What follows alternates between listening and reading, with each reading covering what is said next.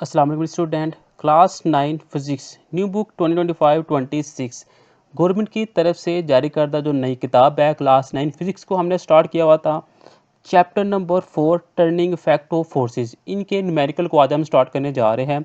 Chapter number 1, 2 और 3 के numericals और कंप्लीट चैप्टर की वीडियो का लिंक आपको इसी वीडियो के डिस्क्रिप्शन में भी मिल जाएगा। अगर हम न्यूमेरिकल 4.1 की बात करें तो a force of 200 newton is acting on a card at an angle of 300 with the horizontal direction. कहता है हमारे पास एक कार्ड है जो कि हॉरिजॉन्टल डायरेक्शन के ऊपर 300 डिग्री का एंगल बनाते हुए 200 न्यूटन की फोर्स के साथ लटक रहा है। फाइंड करना है अपने X and Y component of the forces. आपने उसके एक्स और वाई कंपोनेंट्स को फाइंड करना है। अब सबसे पहले जो गिवन डाटा है हम उसे लिखेंगे। तो यहाँ पे हम लिख लेते हैं हाइडिंग सबसे पहले डाटा की। डाटा के अंदर मेरे पास एक गिवन थी फोर्स, यहाँ पे हम लिखेंगे फोर्स जो कि एफ के इक्वल होगी। फोर्स एफ इज इक्वल है 200 न्यूटन, ये लिख दिया हमने। उसके बाद हम एंगल लिखेंगे, एंगल जिसे हम थीटा के साथ शो करेंगे और वो है 30 डिग्री। रिक्वायर्ड हमें क्या है वो हम लिखेंगे कि जो चीज़ हमें फाइंड करनी है, फाइंड हमने करने हैं कंपोनेंट एफ एक्स के और उसके बाद कंपोनेंट एफ वाई के। ये दो कंपोनेंट हमने फाइंड करने हैं। सॉल्यूशन की नेक्स्ट हेडिंग होगी और एक्स के लिए जो कंपोनेंट होता है वो होता है एफ एक्स इज इक्वल है एफ कॉस थीटा, ठीक है। और दूसरा जो कंपोनेंट होता है उसे हम यहाँ पे लिख लेते हैं, वो होता है एफ वाई इज इक्वल है एफ साइन थीटा। बिल्कुल आसान सा न्यूमेरिकल है। एफ एक्स वैसे ही आ गया। फोर्स मेरे पास है 200, ठीक है। कॉस और कॉस थीटा, थीटा दिया हुआ है 30। कॉस 30 होता है 0 पॉइंट, वो लिखते हैं हम पहले फोर्स लिख के। कॉस 30 आता है 0.866। दोनों को आपस में मल्टीप्लाई करवा दे तो सिंपल आ जाता है 173.2 न्यूटन, और ये मेरे पास x का कंपोनेंट आ जाता है। ऐसे अगर हम y के कंपोनेंट की बात करें तो वो भी सिंपल है। फोर्स की जगह पे 200 आ जाएगा, साइन वैसे ही आएगा। थीटा है मेरे पास 30 डिग्री और साइन 30 मेरे पास क्या होता है, साइन 30 होता है 0.5। दोनों को मल्टीप्लाई करवाएंगे तो ये आ जाएगा 100 न्यूटन, और ये मेरे पास सिंपल y का जो कंपोनेंट है वो आ जाएगा। अगर हम 4.2 की बात करें तो a force of 300 newton is applied perpendicularly at the knob of a door to open it as show in given figure. आपको एक पिक्चर दिखा दी गई है, वहाँ पे हमें बताया जा रहा है कि उस दरवाजे का जो हैंडल है उसके ऊपर एक फोर्स लग रही है 300 न्यूटन उसे ओपन और क्लोज करने के लिए।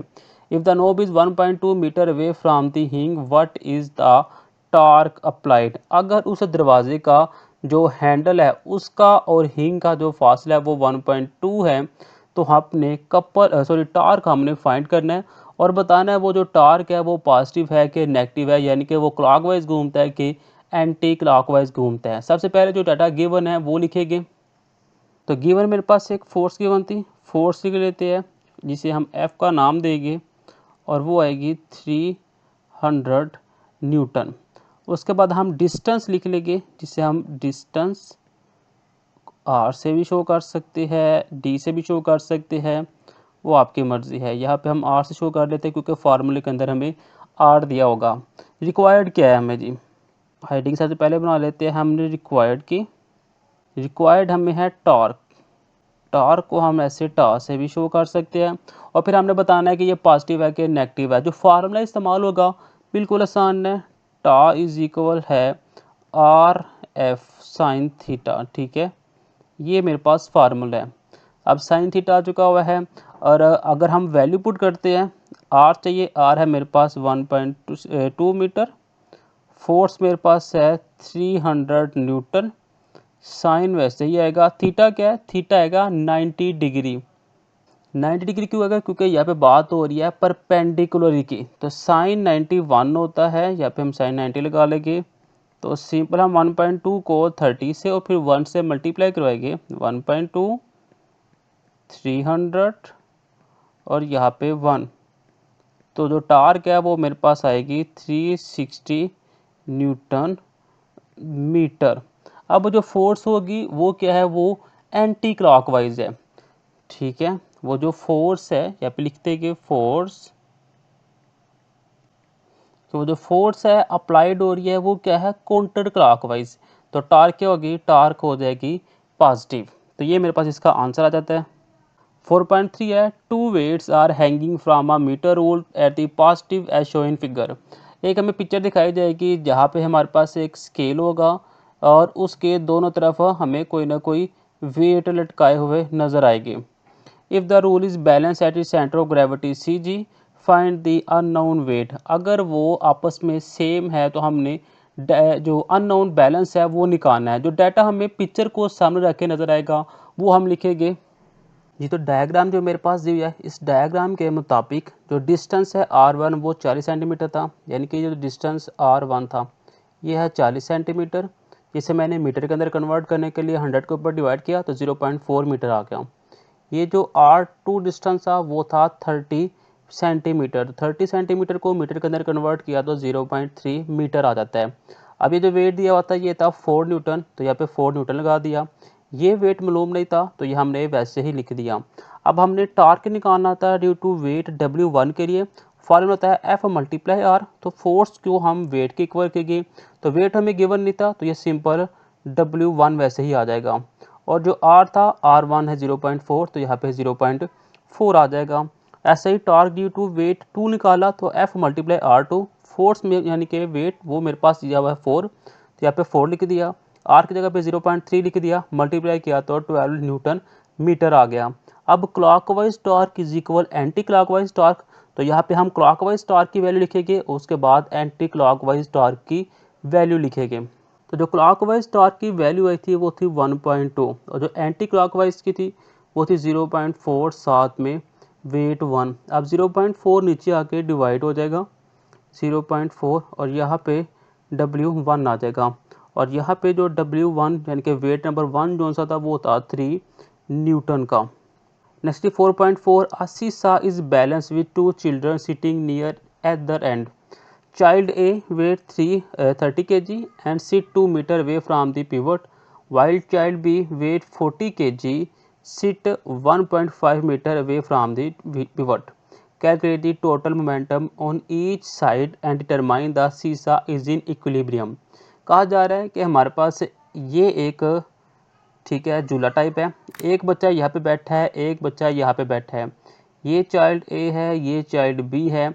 चाइल्ड ए का जो वेट था वो है 30 kg और चाइल्ड जो बी है उसका वेट है 40 kg। चाइल्ड ए का अपने वेट से और इस पिवट से जो डिस्टेंस है वो है मेरे पास 2 मीटर और ये वाला डिस्टेंस है 1.5 मीटर। हमने फाइंड करना है चाइल्ड ए का मोमेंटम और चाइल्ड बी का मोमेंटम।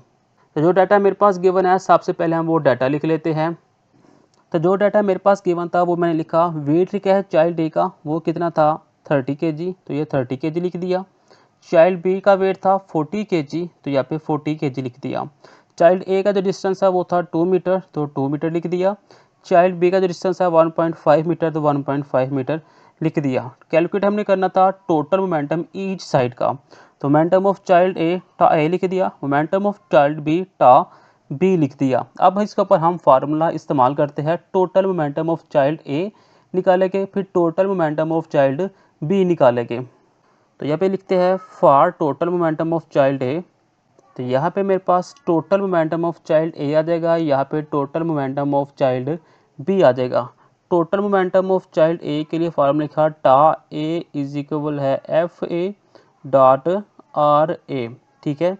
तो एफ ए मेरे पास था जो कि इक्वल होता है डब्ल्यू के भी, ठीक है। तो क्योंकि एफ मेरे पास गिवन नहीं है, डब्ल्यू गिवन, तो डब्ल्यू इज इक्वल है एम जी के, तो यहाँ पे एम ए साथ में जी और यहाँ पे आर ए। अब इसके ऊपर सिंपल वैल्यू पुट कर देते हैं। एम ए मेरे पास गिवन है 30 मल्टीप्लाई जी की वैल्यू है 9.8 मल्टीप्लाई आर ए है मेरे पास 2। जब हम सबको मल्टीप्लाई करेंगे तो आंसर आ जाएगा 588 न्यूटन मीटर। ये मेरे पास टार्क ए आ जाता है, यानी कि मोमेंटम पहले बच्चे के लिए आ जाता है। ऐसे ही दूसरे बच्चे के लिए मोमेंटम निकालेंगे, टा बी वो होता है F B dot R B, और एफ इज इक्वल होता है एम जी के, तो एम बी जी और आर बी आ जाएगा। तो एम बी मेरे पास जो वैल्यू है वो है 40, जी की वैल्यू है 9.8 और आर बी मेरे पास है 1.5। तो सिंपल से आपको मल्टीप्लाई करेंगे तो यहाँ पे आएगा 588 न्यूटन मीटर। ठीक है, तो टोटल मोमेंटम सी का टा ए का और इक्वल आ गया टा बी का, क्योंकि सी सा क्या था, इक्विलिब्रियम, सी सा इज इक्विलिब्रियम। ठीक है, ये आपने साथ लिख देना। इसी के साथ न्यूमेरिकल 4.4 भी कंप्लीट हो गया। 4.5 है, a crowbar is use to lift a box as show in figure. एक पिक्चर हमें दिखाई गई है जहाँ पे हमें एक लकड़ी के साथ समझे या फिर आयरन पीस के साथ कोई वुडन ब्लॉक को उठाने की कोशिश की जा रही है। If the downward force 250 newton applied at the end of the bar, how much weight does the other end bar. कहता अगर जो बार के ऊपर फोर्स लग रही है वो 250 न्यूटन है, तो दूसरी तरफ जो वेट है वो कितना होगा, और फिर बताना है कि the crowbar it has negligible weight. ये भी आप अपने साथ बताना है। तो जो डाटा गिवन है और जो चीज़ मालूम करनी है सबसे पहले हम वो लिखेंगे।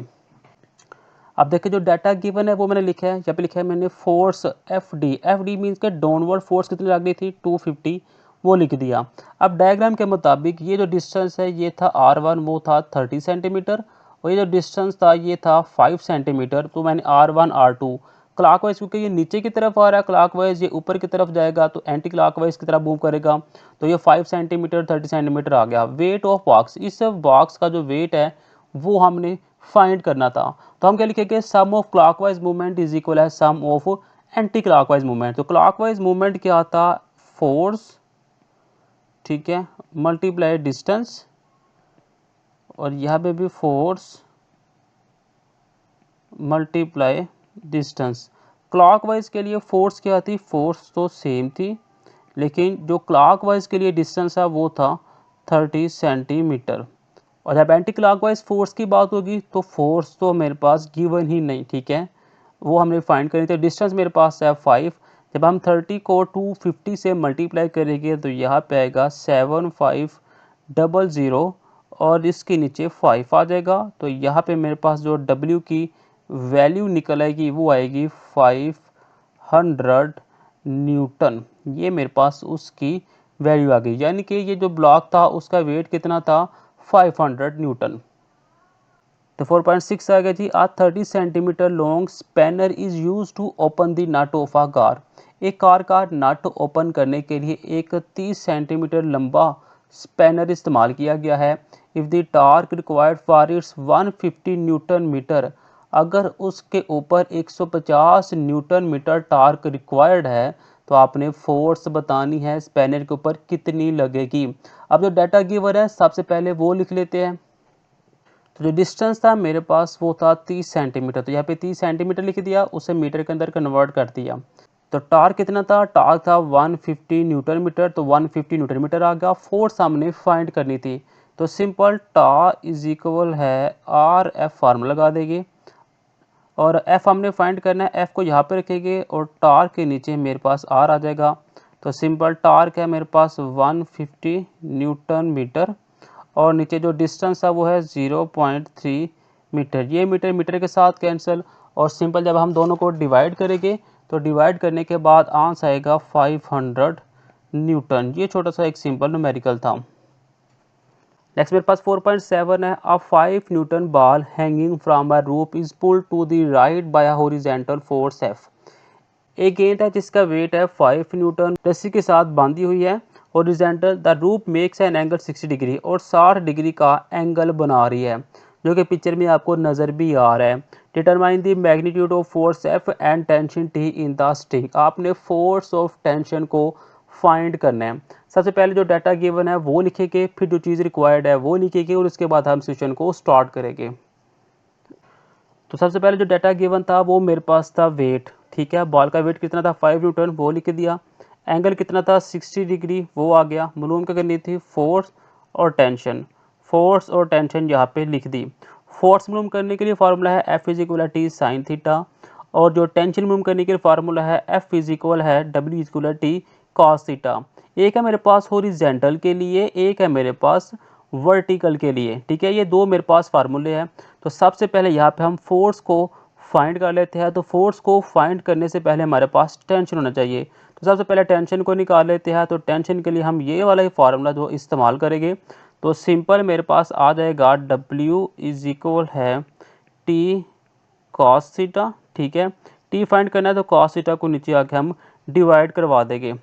तो यहाँ पे मेरे पास टेंशन आ जाएगी W by cos theta. W मेरे पास है 5 और नीचे आ जाएगा कॉस थीटा है 60 डिग्री, और सिंपल टी की जो वैल्यू आती है वो आएगी 5 डिवाइडेड बाय 0.5, और ये आ जाएगी 10 न्यूटन। ये मेरे पास आ जाता है टेंशन।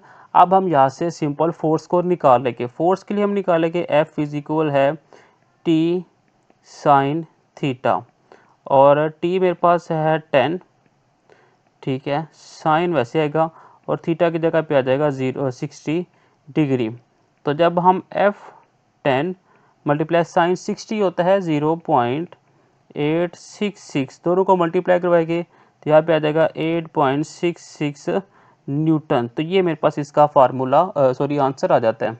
नेक्स्ट मेरे पास 4.8 है। A sign board is suspended by the means of two steel wire as show in the given figure. एक साइन बोर्ड हमें पिक्चर के अंदर दिखाया जा रहा है। If the weight of the board is 200 newton, what is the tension in the string. अगर उसके अंदर जो वेट है वो 200 है तो आपने टेंशन निकालना है। तो सिंपल उस जो डायग्राम थी, डायग्राम मेरे पास कुछ ये बनी हुई है। ये मेरे पास एक साइन बोर्ड था, ठीक है, ये लटकाया हुआ है और ये ऊपर दो रस्सियों के साथ वो बांधा हुआ है, ठीक है। ये उसका सेंट्रल पॉइंट था, यहाँ से यहाँ तक जो डिस्टेंस है वो 2-2 मीटर है। ये टेंशन T1 है, ये टेंशन T2 है, और जो वेट नीचे लटक रहा है वो है 200 न्यूटन। तो जो गिवन डाटा है सबसे पहले वो लिखते हैं जी। तो गिवन डाटा है वो मैंने लिखा, वेट मेरे पास कितना था 200 न्यूटन, वो लगा दिया। फाइंड करनी थी टेंशन T1 और T2, तो T1 T2 हमने लिख दिया। अब थोड़ा सा गौर करें, ये जो रस्सियाँ है, ठीक है, इन्होंने ही इस वेट को लटकाया हुआ है, ठीक है, यानी कि बैलेंस किया हुआ है। तो यहाँ पे लिखा हुआ है टोटल अपवर्ड फोर्स, यानी कि T1 और T2 जोन है वो मस्ट बैलेंस कर रहा है वेट को। तो T1 sine theta plus T2 sine theta दोनों को हम ऐड करेंगे तो वो वेट के इक्वल हो जाएगा, ठीक है, ऐसा ही है ना। यानी कि इन दो रस्सियों ने ही इस सारे सिस्टम को उठाया हुआ है ना, या तो ये ऐसे ना उठाते तो नीचे गिर जाना था। यानी कि इन्होंने उतनी फोर्स लगाई हुई है कि ये बैलेंस हो चुका वह काम। तो हम दोनों को ऐड करेंगे, T1 साइन थीटा को T2 साइन थीटा का, तो वो वेट के इक्वल आ जाएगा। अब यहाँ पे T1 और T2 जोन्स है वो आपस में सेम हो जाएगा, ठीक है। तो यहाँ पर हम लिखते हैं कि T sine theta plus T sine theta, ठीक है, इज इक्वल W, तो हो जाएगा 2T sine theta is equal W, यानी कि उस वेट के ये इक्वल हो जाएगा। अब यहाँ से हम सिंपल टेंशन को निकाल लेंगे, जो T1 आएगी वही T2 कहलाएगी। तो यहाँ पे जो 2T साइन थीटा है वो लिखेंगे इज इक्वल W के, और T यहाँ पे रहेगा और W divided by 2 sine theta ये आ जाएगा, ठीक है। अब साइन थीटा क्या होता है 90 के, और साइन 90 क्या होता है 1। तो T इज इक्वल है W बाई 2, तो यहाँ पे साइन 90 डिग्री लिख लेते हैं, और जो W की वैल्यू थी वो हम लिखेंगे, वो W था मेरे पास 200 न्यूटन डिवाइडेड बाई 2, और T मेरे पास आ गया 100 न्यूटन। अभी हमने कहा T1 इक्वल आ जाएगा T2 के, जो कि इक्वल T के है, तो ये आ गया 100 न्यूटन। यानी कि T1 भी मेरे पास क्या है 100 न्यूटन के, और T2 भी क्या है मेरे पास 100 न्यूटन के। तो ये मेरे पास सिंपल वो दोनों टेंशन आ जाती है। 4.9 है, one girl of 30 kg mass sit 1.6 metre from the axis of the seesaw, another girl mass 40 kg want sit on the other side so the शीशा may remain in equilibrium how far away from the axis। कहते हैं एक शीशा के ऊपर एक लड़की ने 30 kg मास को 1.6 मीटर डिस्टेंस के साथ लेकर बैठी है, यानी कि ये मेरे पास एक शीशा है और ये मास है मेरे पास, ठीक है, कितना 30 kg, और यहाँ से ज़्यादा जो डिस्टेंस है वो है 1.6। अब दूसरा मास है 40 kg।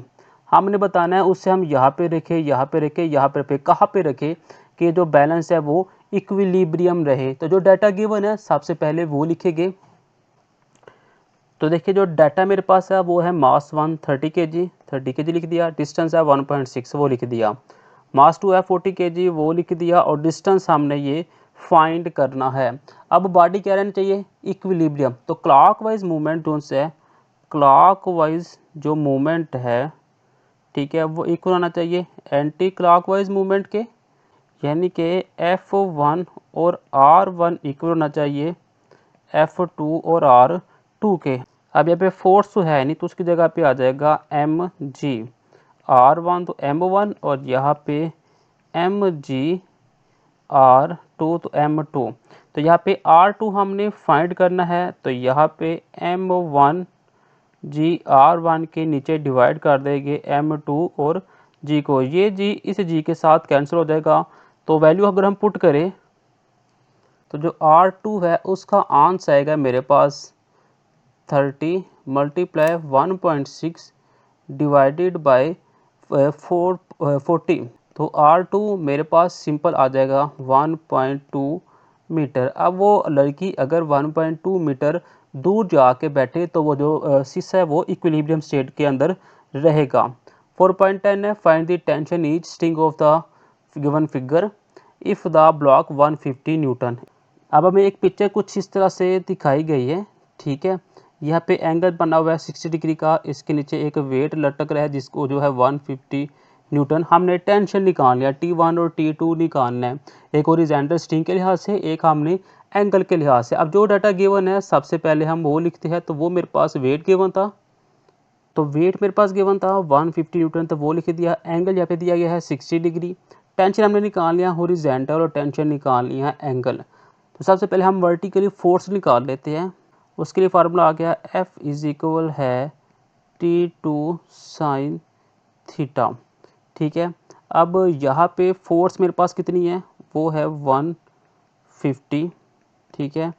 T2 वैसे ही आ गया, साइन पे वैसे ही आ गया, एंगल है 60 डिग्री, और सिंपल यहाँ पे 150 इज इक्वल है T2 साइन 60 होता है 0.866।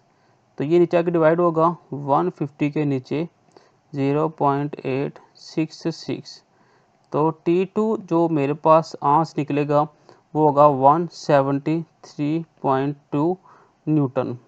ये मेरे पास T2 आ गया। अब सिंपल हॉरिजॉन्टल फोर्स निकाल लेते हैं। तो यहाँ पे हम लिखते हैं हॉरिजॉन्टल फोर्स,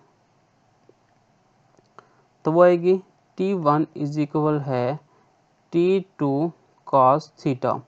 तो T1 हमने फाइंड करनी थी, T2 अभी हमारे पास आया 173.2 मल्टीप्लाई cos आ जाएगी 60 डिग्री, और T1 मेरे पास 173.2 मल्टीप्लाई cos 60 होता है 0.5, दोनों को आपस में मल्टीप्लाई करवा देंगे तो 86.6 न्यूटन इसका आंसर आ जाएगा। इसी के साथ जो चैप्टर नंबर 4 के न्यूमेरिकल है वो मेरे पास हो चुके हुए हैं कंप्लीट। नेक्स्ट हम चैप्टर नंबर 5 को स्टार्ट करेंगे। मिलते हैं नेक्स्ट वीडियो में। खुदा हाफिज़।